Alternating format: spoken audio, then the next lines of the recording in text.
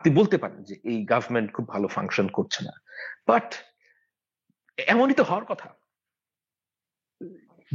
আপনি যদি চিন্তা করেন যে আওয়ামী লীগ যেই মেস ক্রিয়েট করেছে, এর মধ্যে 17 জন মানুষ যারা উপদেষ্টা, আমার মনে হয় 17 জন, 16 কিংবা 17 জন, যত জনই হোক, তারা তো পলিটিক্যাল না, এবং they are trying their heart and soul, কিন্তু at the same time the challenges are insurmountable. এবং এই চ্যালেঞ্জ গ্রহণ করা আপনি চাইলেও পারবেন না। বাংলাদেশের যে পরিস্থিতি এখন, আমি ব্যক্তিগতভাবে যত খারাপ অবস্থাই হোক, আমি এর মধ্যে আশা দেখতে পাই এই কারণে, কারণ আমি একটা জিনিস মনে করি যে বাংলাদেশের মানুষকে যদি স্বাধীনতা দেওয়া যায়, তার উপর যদি কেউ চেপে না বসে, বাংলাদেশের মানুষের কিন্তু সমস্যা সমাধান করার ক্ষমতা অসীম। এবং ওই জিনিসগুলো আমাকে খুব, আমি সবসময় দেখেছি যে আমরা খুব ব্রাইট না, দ্যাট আই আন্ডারস্ট্যান্ড, কিন্তু আমাদের মধ্যে মানে জীবনী শক্তি, মানে প্রাণ শক্তি। আমি জাস্ট আপনার আগের ওই প্রসঙ্গটায় আসি আর কি, মানে উপদেষ্টাদের কথা বললেন তো, মানে আমার ফ্রাস্ট্রেশন আছে এবং আমি তো সেটা প্রকাশ করি। হ্যাঁ, ধরেন এটা ঠিক যে তারা পলিটিক্যাল না, এবং এটাও ঠিক যে নন পলিটিক্যাল বা অ্যাপলিটিক্যাল লোকজনদেরকে, পলিটিক্সের বাইরের লোকজনদেরকে নেওয়া হয়েছে। কিন্তু ধরেন যে খুব কম্পিটেন্ট লোক পলিটিক্স করেন না, এরকম লোক কি নাই, ছিল না যাদেরকে নেওয়া যেত? আমি এক্সাম্পল দিই, আমি আসলে নাম ধরে এক্সাম্পল দিতে চাই না, কারণ এতে ওনাদেরও বিপদ হয়, আর মনে করে যে বোধহয় আমি ওনাদের কথা বলছি, তা না। ধরেন বদিউল আলম মজুমদার, আমি কিন্তু আশা করেছিলাম যে বদিউল আলম মজুমদার এই উপদেষ্টা পরিষদে থাকবে। হ্যাঁ, এবং উনি তো লড়াই করেছেন এবং ফ্যাসি বিরোধী লড়াইয়ের সাথে যুক্ত ছিলেন, ইন্টেলেকচুয়ালি যুক্ত ছিলেন, ওনার বয়স বিবেচনায় দারুণ কাজ করেছেন। তারপরে ধরেন আমরা মনে করি যে আর্মি মনে করে যে আমাদের আর্মির তরফ থেকে কেউ না কেউ থাকবে, এবং আর্মির তো কয়েকজন আছেনই। কিন্তু আমার মনে হয় যে ধরেন আর্মিতে যদি আমি আর্মি অফিসারদের দেখি, সৈনিকদেরকে দেখি, আর্মির মধ্যে খুব ভালো, মানে খুব প্রমিনেন্ট ফিগার যদি আমি বলি এক্স আর্মি অফিসারদের মধ্যে, এটা নিঃসন্দেহে আইকেবি, ইকবাল করিম ভুইয়া। তো মানে উনারা কেন না, মানে আমরা কেন উনাদের সার্ভিসটা নিলাম না? হ্যাঁ, এই প্রশ্নগুলো আমার আসে আর কি। হ্যাঁ, তো এখানে আমি সব কথা বলতে পারবো না। না, ঠিক আছে, আমি যাচ্ছিও না ওই জায়গায়, আমি ওই জায়গায় যাচ্ছিও না, কিন্তু আমার প্রশ্নটা হচ্ছে যে কেন আমরা বেস্ট মাইন্ড গুলোকে এক জায়গায় করলাম? এটাই হচ্ছে বেস্ট মাইন্ড এক জায়গায় আনলেও হতো না, এটা আমি বেটার হতো কিনা, মানে হতো না তো একটা জিনিস, কিন্তু এর চেয়ে বেটার ফাংশন করতো কিনা সেটা হচ্ছে আমার কথা। না, করতো না। তাই কেন আমি কেন মনে করি ভাই যে ব্যাপারটা হচ্ছে যে আমরা একটা জিনিস আন্ডার এস্টিমেট করি, যে আমাদের রট কোন পর্যায়ে, এই ব্যাপারে কিন্তু আমাদের অনেকেরই ধারণা নাই যে অ্যাকচুয়ালি একটা ফাংশনাল স্টেট, ডিসফাংশনাল স্টেটের যে প্রবলেম, মানে লেভেলটা কোথায়, এটা আমরা অনেকেই পুরোপুরি বুঝতে ব্যর্থ হই। আমি কয়েকটা উদাহরণ দিই আপনাকে। বলেন। এই পরশুদিন কিন্তু তার আগের দিন আমার ছোটবেলার এক ডিবেট করার এক ছোট ভাই, ও অস্ট্রেলিয়াতে মাইগ্রেট করেছে। তো ও বলছিল যে ভাইয়া দেখেন, ওর বাবা হচ্ছে গিয়ে পাবলিক সার্ভেন্ট, বাংলাদেশে ছিলেন। তো ও বলছে যে ভাইয়া দেখেন, আমি জিজ্ঞেস করলাম যে কেন আর চলে আসলাম। তো সে বলছে যে তার ওর ছেলেটার সাথে ছিল, তো ইজ ইন ইয়ার 8, এবং বাংলাদেশের একটা ভালো স্কুলে সে পড়াশোনা করতো, সেটা হচ্ছে কি আইডিয়াল স্কুলে, মানে অ্যাটলিস্ট আমাদের সময় আইডিয়াল ঢাকা শহরের একটা টপ স্কুল ছিল। তো ওর মুখে আমি শুনছি যে ও ইয়ার 8-এ পড়ে, এখন পর্যন্ত অ্যালজেব্রা কি জানে না। জাস্ট ইমাজিন দিস, ইয়ার 8-এ পড়ে অ্যালজেব্রা কি জানে না, কোনোদিন অ্যালজেব্রা করে নাই। এবং ওই ছেলে বলছিল যে 6 মাস, এই জুন মাসের দিকে ওদের হাফ ইয়ারলি পরীক্ষা ছিল। হাফ ইয়ারলি পরীক্ষায় যে প্রশ্ন, পরীক্ষার আগের দিন ইউটিউবে প্রশ্ন ফাঁস হতো। জাস্ট ইমাজিন, যে স্কুলের পরীক্ষা, ইউটিউবে প্রতিদিন রাত 10টার সময়। আবার ও বলছে যে অঙ্কের পরীক্ষা আগে, এটা আবার আগে, মানে 10টা-11টার দিকে না, অনেক মানে তারা খুব কনসিডারেট ছিল যে মানে 9টা-10টার দিকে তারা কোয়েশ্চেন আউট করে দিত। আবার টিচার আবার যাতে বেশি মনিটাইজ করা যায়, সেজন্য এক পাতা একটা ভিডিওতে দিত। হ্যাঁ, এবং প্রশ্নের উত্তরও ওই মানে ইউটিউব ভিডিওর মধ্যে থাকতো। এটা হচ্ছে ইয়ার 8 এর অবস্থা। সর্বনাশ। মানে ইয়ার 8 না, ঠিক আছে ঠিক আছে, আমরা আমি আরো কয়েকটা উদাহরণ দিব আপনাকে, এটা দর্শকদের শোনা দরকার। ইয়ার 7 এ হ্যাঁ পরীক্ষায় এসছে যে আপনার কি জানি বলেন, ডেঙ্গুতে আক্রান্ত বন্ধুর জন্য কিভাবে মোনাজাত করতে হয়, এটা হচ্ছে গিয়ে পরীক্ষার প্রশ্ন। আমরা যখন ছোট ছিলাম, আমরা স্কুলের মামাকে টাকা দিতাম কোন সময়? আমরা যখন স্কুলে ছিলাম, স্কুলের মামাকে টাকা দিত যদি কেউ গাঁজা খেয়ে ধরা পড়লো, সিগারেট খেয়ে ধরা পড়লো, যাতে প্রিন্সিপালের কাছে না পৌঁছায় সেজন্য ওই মামাকে টাকা দিত। এটা হচ্ছে আমাদের অভিজ্ঞতা। আমি ক্যাডেট কলেজ যেটা দেখি নাই, কিন্তু তবুও আমি জানি যে এই ধরনের ঘটনা ঘটতো। ওরা টাকা দেয় ফুটবল খেলার জন্য। মানে ডিফারেন্সটা বোঝার চেষ্টা করেন যে আমরা একটা বিপদ আটকানোর জন্য স্কুলের মামাকে টাকা দিয়েছি, তাও এটা রেগুলার না। আর এরা টাকা দেয় স্কুলের তার যেটা রাইট সেটা করার জন্য সে টাকা দিচ্ছে, সেটা এক্সারসাইজ করার জন্য সে টাকা দিচ্ছে।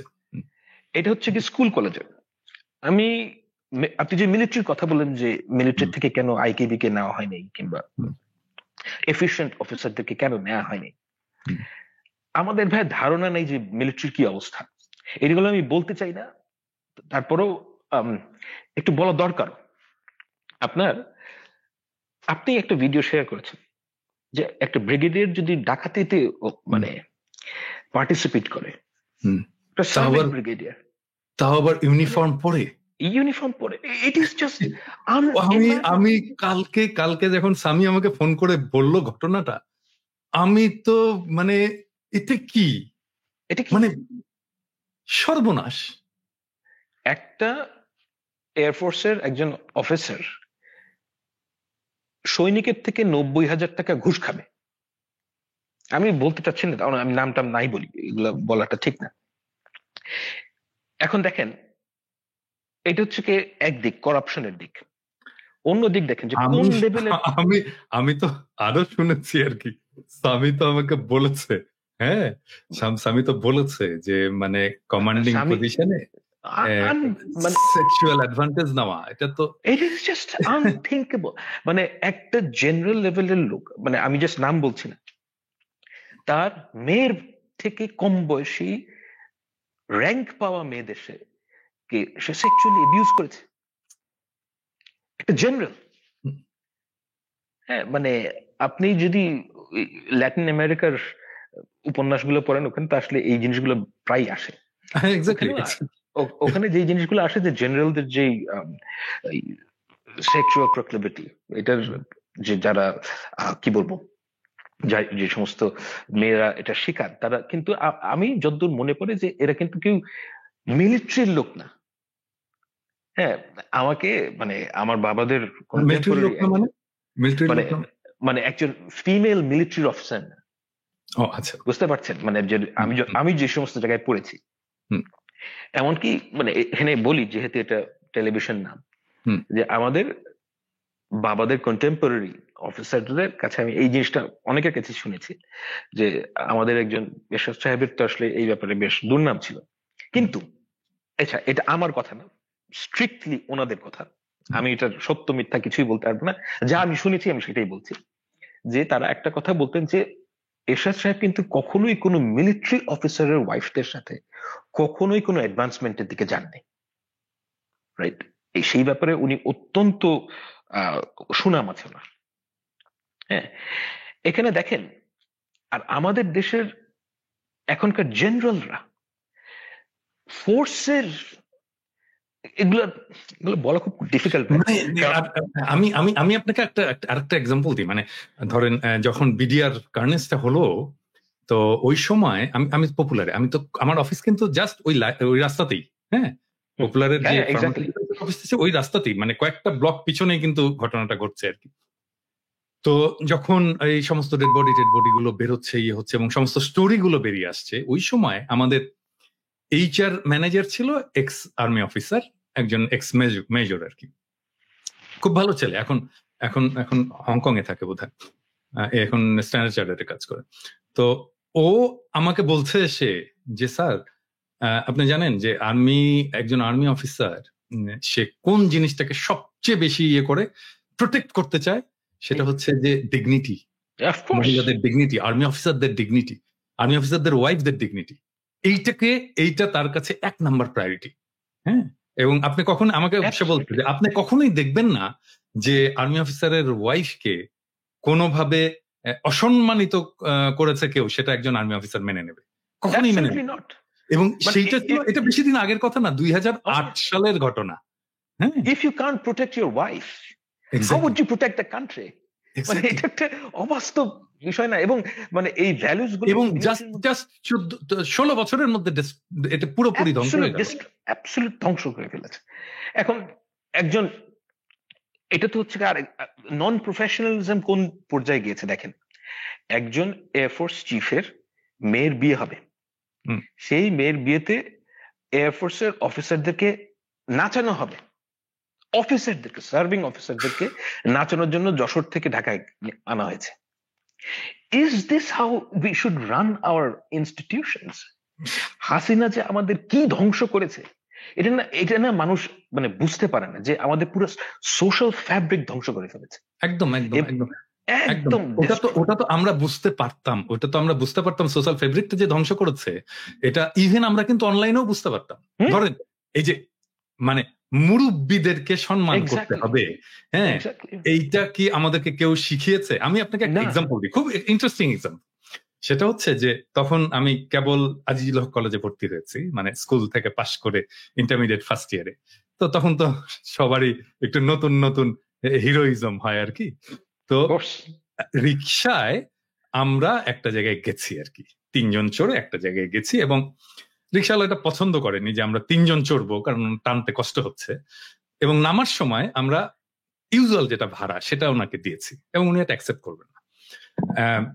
এবং আপনি নিশ্চয়ই খেয়াল করলে বুঝতেন আমি ওনাকে উনি করে বলছি কেন, এটা আমি পরে ব্যাখ্যা করছি। তো অ্যাকসেপ্ট করবেন না, এবং উনি বললেন যে দেখেন আপনারা তো 3 জন চড়ছেন, হ্যাঁ, আমার টানতে কষ্ট হয়েছে, হ্যাঁ, তো আপনি যদি ওই ভাড়াটাই দেন, সেটা খুবই ন্যায্য কথা বলছেন, যে আপনি যদি ওই ভাড়াটাই দেন তাহলে তো আমার প্রতি ইনসাফ করা হলো না। তো এটা আমাদের গায়ে লাগলো, হ্যাঁ, আমাদের কাছ থেকে বেশি ভাড়া নেবে, এটা তো আমাদের ইগোতে লেগেছে আর কি। এবং ভাড়া না দিয়ে একটু দুর্ব্যবহার করা হয়েছে ওই ভদ্রলোকের সাথে, রিক্সাওয়ালার সাথে। তো যাই হোক, তারপরে আমরা কাজটা সেরে আমি বাসায় ফিরছি। বাসায় ফিরে দেখি আমার বাবা অগ্নিমূর্তি হয়ে আছে, কারণ ওই রিক্সাওয়ালা যে বাবার কাছে কমপ্লেন করে দিচ্ছে, এবং যা পিটুনি দিল সেদিন বাবা। হ্যাঁ, মানে আপনি তাহলে চিন্তা করেন যে একজন রিক্সাওয়ালা, হ্যাঁ, সে একটা পাড়ার একজন মুরব্বীর কাছে তার ছেলের ব্যাপারে কমপ্লেন করতে পারে, এবং এই কমপ্লেনটাকে খুব সিরিয়াসলি নেওয়া হয় ফ্যামিলিতে, এবং সেইটার একটা ব্যবস্থা করা হয়। এবং আমার ওই যে সেই দিন যে শিক্ষাটা হলো, হ্যাঁ, সেই শিক্ষা তো আমি এখনো ভুলিনি। এই সোশ্যাল ভ্যালুস তো নষ্ট হয়ে গেছে। এগুলো সোশ্যাল ভ্যালুস, এগুলো ভেরি ইম্পর্টেন্ট থিংস। মানে